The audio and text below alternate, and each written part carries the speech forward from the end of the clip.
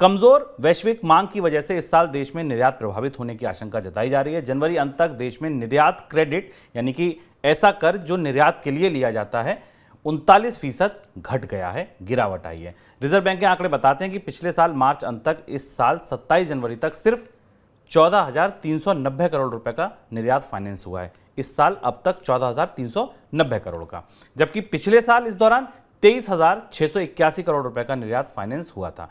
देश की जीडीपी को बढ़ाने में निर्यात की अहम भूमिका है और केवल 48 घंटे बाद जब ये आंकड़े आपको पढ़ने को मिल रहे हैं, 48 घंटे पहले आपको पता चला कि तीसरी तिमाही में देश की जीडीपी ग्रोथ जो है वो स्लो डाउन में चली गई है, स्लो हो गई है, धीमी पड़ गई है रफ्तार, और 48 घंटे में आपको ये पता चल रहा है कि निर्यात क्रेडिट भी घट रही है। सर, क्या मायने हैं इसके?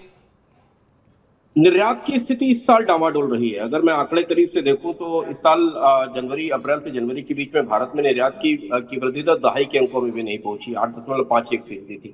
साल के आखिरी 3 महीनों में जब हमने देखा, 4 महीनों में, तो निर्यात की वृद्धि दर निगेटिव हो गई। अगर आप 2021-22 की तुलना में देखें, जहां जब 46-47% भारत का निर्यात बढ़ा था, हालांकि वो कोविड का डिसरप्शन ईयर था, तो उसकी तुलना में तो ये काफी कम है। लेकिन अब सरकार के अपने आंतरिक दस्तावेज, रिपोर्ट भी मान रहे हैं, इकोनॉमिक सर्वे भी मान रहा है कि चूंकि अंतर्राष्ट्रीय बाजार में जिस तरीके की मंदी है, ट्रेड में जिस तरीके का स्लो डाउन चल रहा है, उस हिसाब से भारत के निर्यात में बढ़ोतरी की बड़ी उम्मीद नहीं है। और शायद यही वजह है कि निर्यातक आप क्रेडिट लेने के लिए आगे नहीं आ रहे हैं।